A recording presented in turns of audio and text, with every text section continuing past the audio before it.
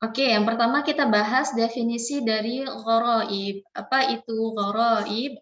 Gharaib itu merupakan jamak dari kata gharib. Nah, kata gharib ini dalam bahasa Arab berarti sesuatu yang aneh, yang asing, yang janggal, yang tidak dikenal, atau sesuatu yang sulit dipahami. Nah, kalau ketika kita membahas gharaib ini dalam konteks ilmu tajwid atau dalam konteks bacaan Al-Qur'an, gharaib ini maksudnya adalah suatu bacaan yang tidak banyak atau jarang ada dalam Al-Qur'an. Jadi bacaan-bacaan ini hanya ada beberapa dalam Al-Qur'an dan dia tidak mengikuti aturan umum bacaan-bacaan yang lain. Misalnya yang lain kita baca panjang, di bacaan ini kita baca khusus pendek misalnya. Nah, itu namanya bacaan gharib atau bacaan gharaib ya, karena kalau dia bentuknya jamak gharaib namanya. Jadi sekali lagi gharaibul Quran atau gharaib fi tajwid ini merupakan bacaan-bacaan yang jarang, bacaan-bacaan yang langka, bacaan-bacaan yang tidak seperti kaidah umumnya dalam bacaan Al-Qur'an. Ada beberapa bacaan gharaib ini dalam riwayat Hafs an Asim yang kita pelajari ini. Yang pertama adalah uh, imalah. Nah, imalah secara bahasa artinya cenderung atau belok ya, cenderung atau belok atau condong kepada sesuatu itu namanya imalah. Bengkok itu juga bisa berarti malah ya milu ya. Nah, sedangkan dalam pembahasan tajwid atau pembahasan qiraah, istilah qiraah, imalah ini berarti sedikit membunyikan fathah ke arah kasrah. Jadi bacaan kita itu setengah-setengah di antara fathah dengan kasrah.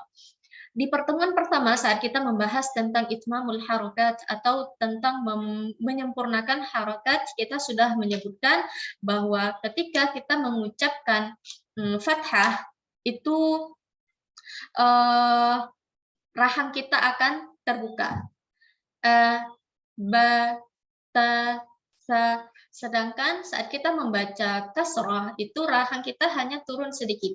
I, di, ti. Tapi dia tidak bergerak membuka seperti fathah.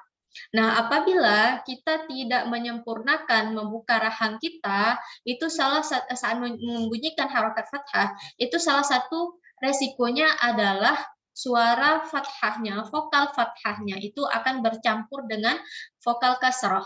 Jadi bunyinya bukan A, bukan I, tapi di antara itu E bunyinya. Jadi E itu adalah vokal ya di antara vokal fathah dengan kasrah. Fathah bukan, kasrah bukan ya.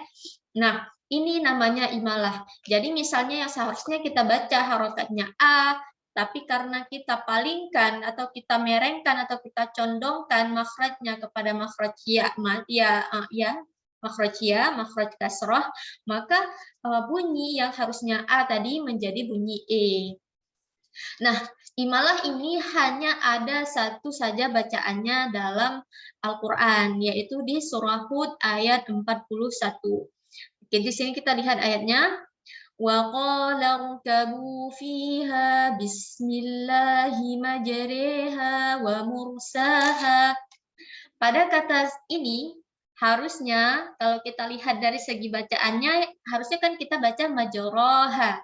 Di sini ada ya maksurah ya, majroha harusnya ini alif majroha, tapi kita condongkan bunyi alif ini, bunyi fathah ini ke arah bunyi kasrah. Jadi bukan kita baca majroh, bukan kita baca majeri, tapi di tengah-tengah itu yaitu majreha wa mursaha.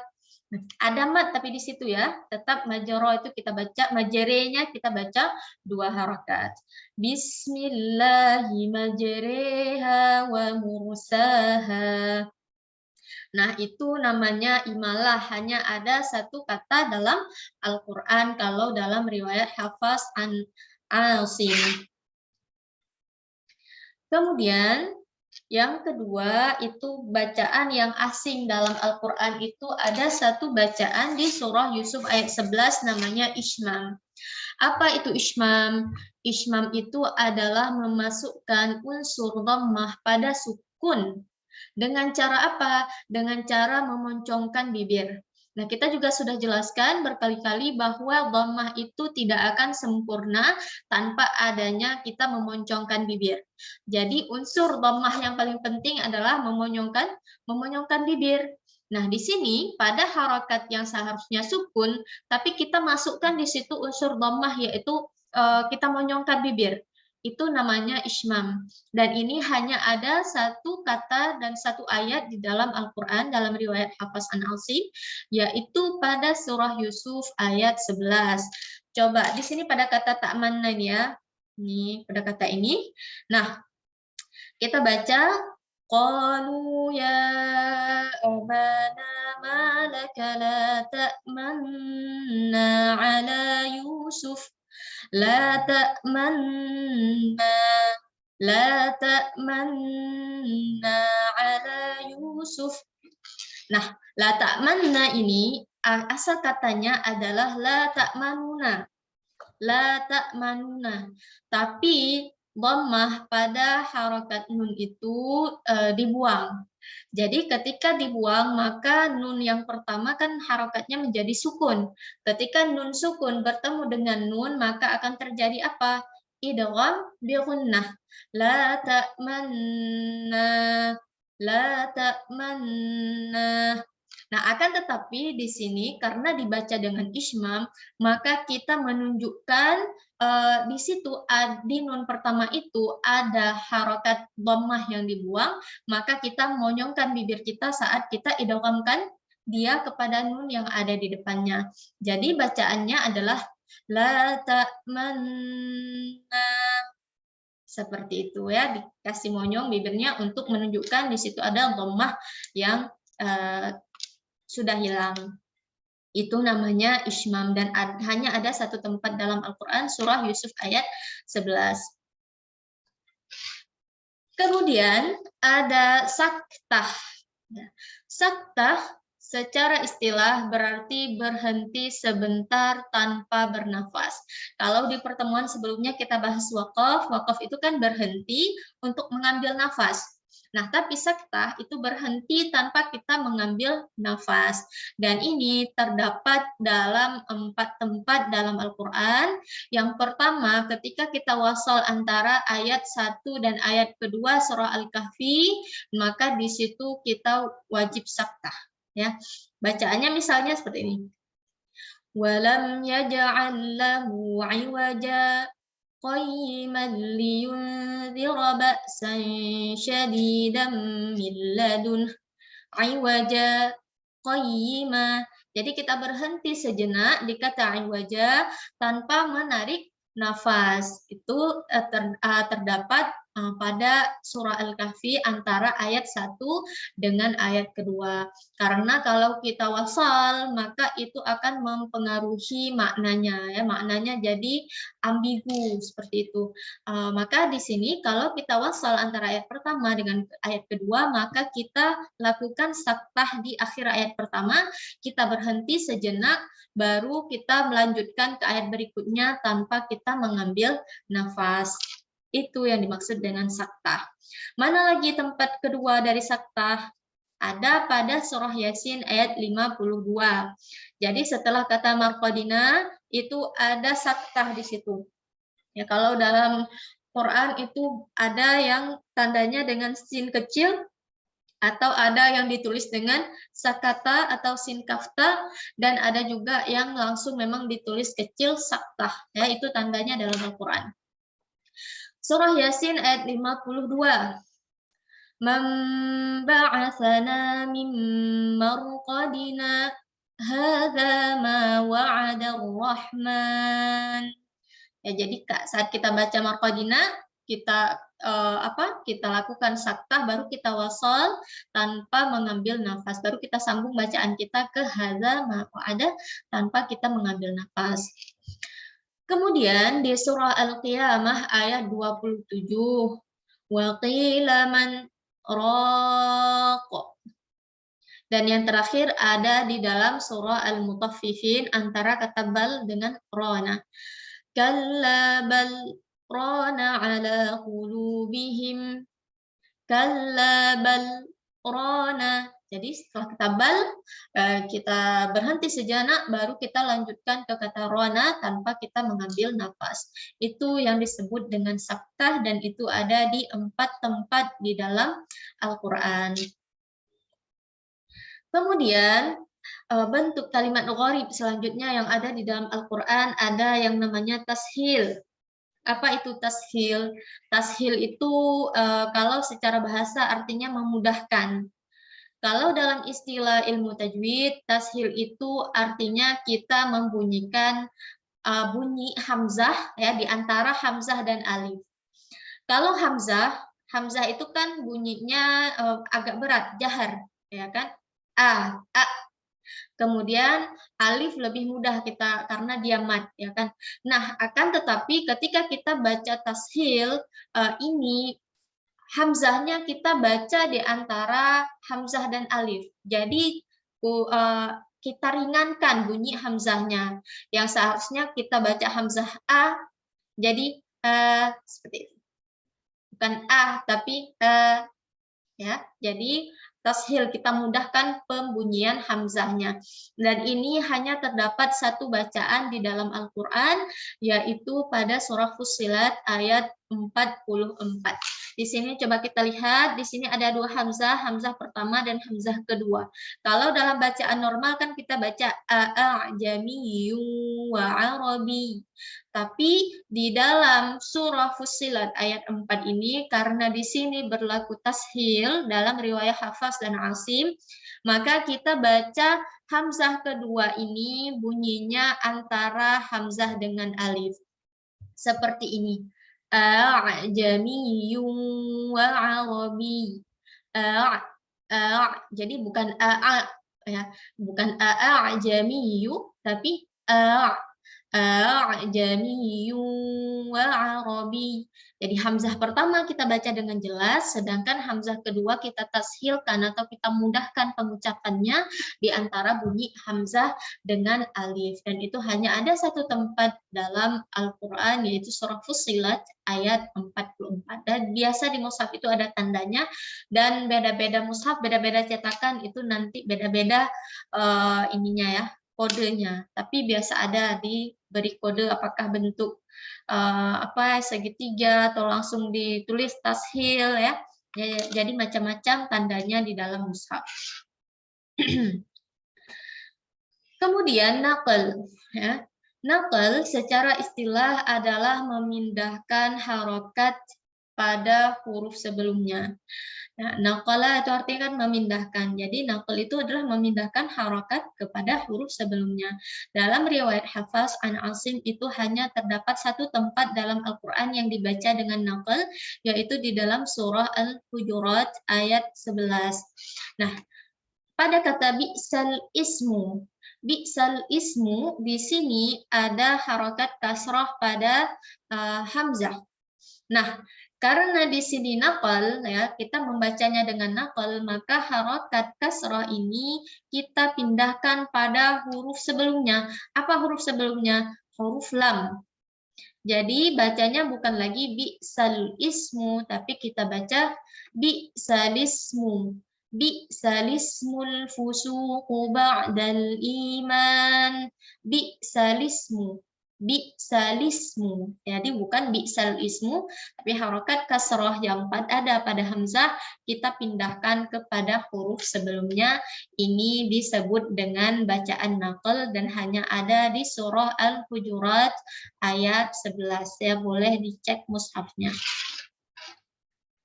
Kemudian mad dan qasar. Maksudnya apa? Mad itu kan artinya panjang, sedangkan qasar itu artinya pendek. Nah, ada beberapa bacaan-bacaan dalam Al-Quran yang bacaan yang seharusnya panjang itu dibaca pendek ya. Atau yang harusnya pendek menjadi panjang, itu ada beberapa yang melawan ini ya, melawan kaidah umum. Contohnya misalnya lafaz ana dan lafaz ana yang berarti saya ya dalam Al-Qur'an, dan lakinna itu dibaca pendek.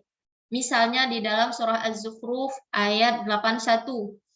Fa'ana awwalul abidin. Tidak dibaca fa'ana awwalul abidin. Jadi tidak dibaca mad atau tidak dibaca panjang walaupun alifnya ada, tapi dibaca pendek.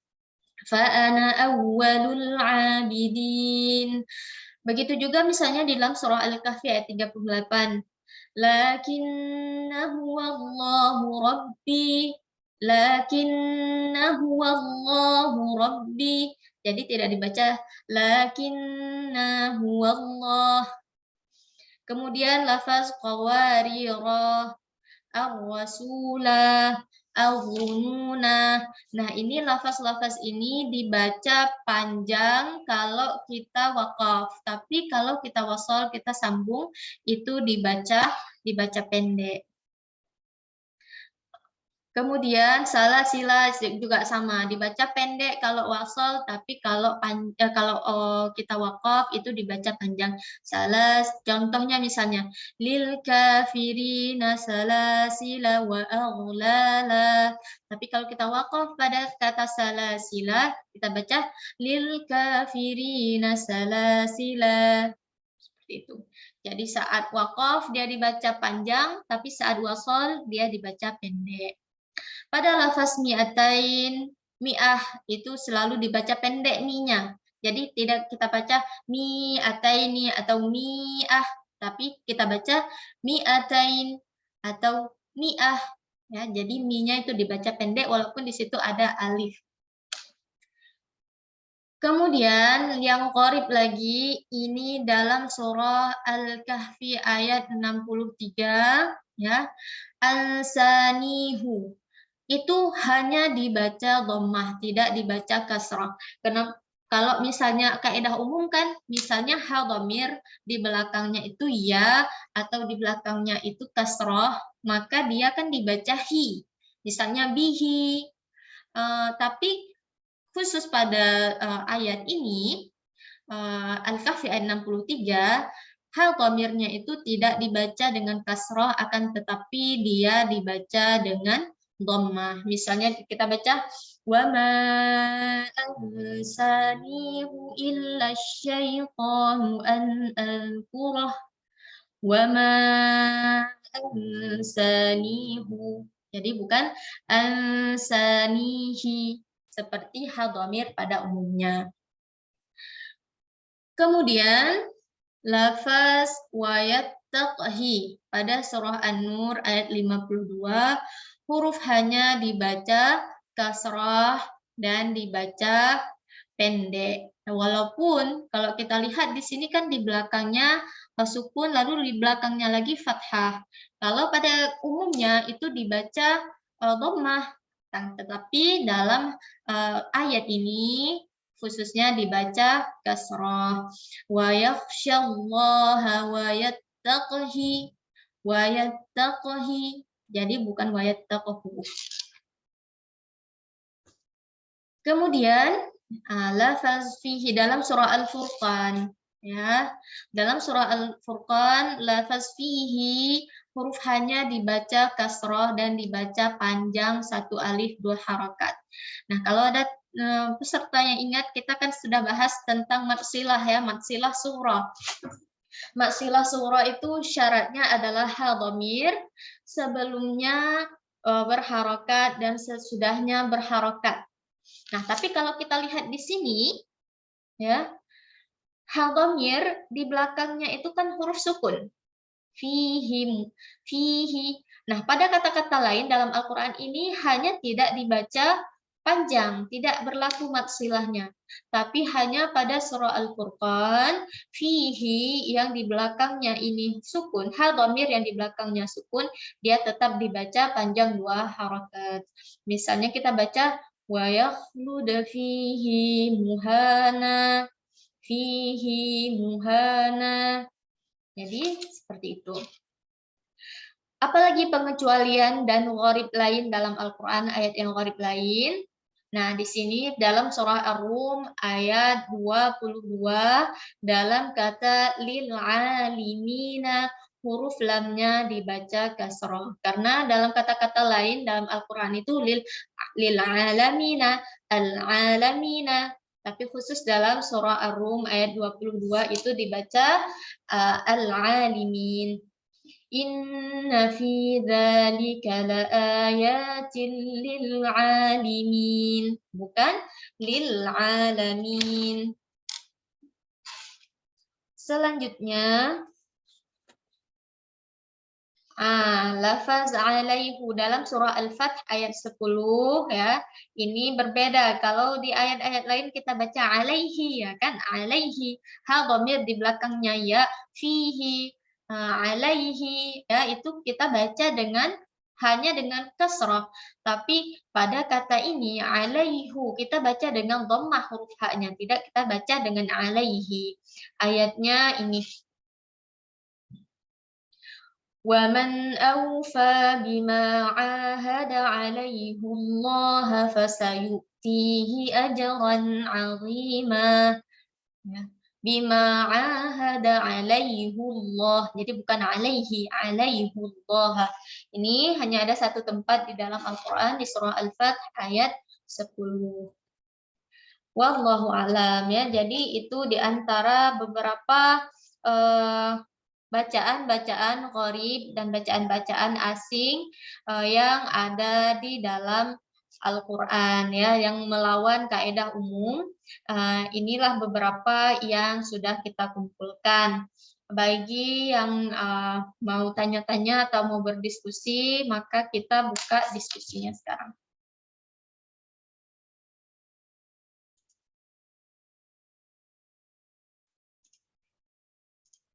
Ada yang mau didiskusikan? Mungkin Ustazah. Ya, Ustazah. Syukran Ustazah. Sebelumnya ini sudah Afwan tadi anak masuknya agak terlambat jadi mungkin masih kontrol mendengarkan. Kan tadi di Ismam ya kalau tidak salah Ustazah. Nah itu apakah ketika kita menyebutkan la ta'mannya itu seperti suara dengung gitu kalau Ustazah untuk di huruf nunnya? Iya. Itu aja Ustazah. Syukran Ustazah. Iya, Afwan. Nah, jadi kita jelaskan tadi sedikit bahwa la ta'manna itu dasarnya adalah la ta'manuna. Nah, dhammah pada nun pertama la ta'manuna. Nah, dhammah pada nun pertama itu dibuang. Ketika dhammahnya dibuang, maka kan dia sudah menjadi nun sukun. Ketika nun sukun bertemu dengan nun, maka hukum yang ada adalah idgham bi gunnah. Nah, jadi di situ saat kita baca nun pertama, kita idghamkan dengan dengung ke nun kedua sambil kita majukan bibir kita monyongkan bibir kita untuk kita menunjukkan bahwa di situ ada dhammah yang sudah hilang. Jadi kita bacanya la ta'manna, tetap ada gunnahnya. La ta'manna. Seperti itu, Ustazah. Oke, syukran Ustazah. Afwan. Lagi? Ustazah, saya boleh izin bertanya, tapi materi dua pekan lalu, Ustazah. Oh ya, boleh, Ustazah. Berkaitan dengan mat arid disukun, Ustazah, mohon maaf sekali sebelumnya kan kalau di definisi kemarin disampaikan juga adanya mat tabi'i sebelum satu huruf ya, yang diwakafkan seperti itu, Ustazah. Nah, kalau misalnya untuk misal di surat Ad-Duha seperti itu berarti walaupun kita berhenti termasuk ke dalam mat asli saja atau akan berubah juga menjadi mat arid lisukun, Ustazah? Kalau di surah Ad-Duha itu berlakunya mat asli saja, karena kan dia hanya mat tabi'i tapi tidak disertai dengan adanya huruf di depannya yang sukun karena waqaf. Ya, berbeda misalnya dengan surah Al-Fatihah, Alhamdulillahirabbil alamin. Mi-nya setelah mat tabi'inya ada sebuah huruf yaitu huruf nun yang walaupun kalau kita sambung lil alamina tapi gara-gara waqaf dia menjadi sukun. Rabbil alamin. Nah, itu berlaku man arid disukun. Tapi kalau misalnya dalam surah Ad-Duha, karena itu ujung-ujungnya adalah hanya mad tabi'i, jadi di situ tidak berlaku man arid disukun dan dia hanya dibaca dengan 2 harakat saja. Kalau man arid disukun kan kita bisa pilih 2, 4 atau 6 4 atau harakat. 6. Yes. Baik. Terima kasih banyak Ustazah. Sama. Ada lagi?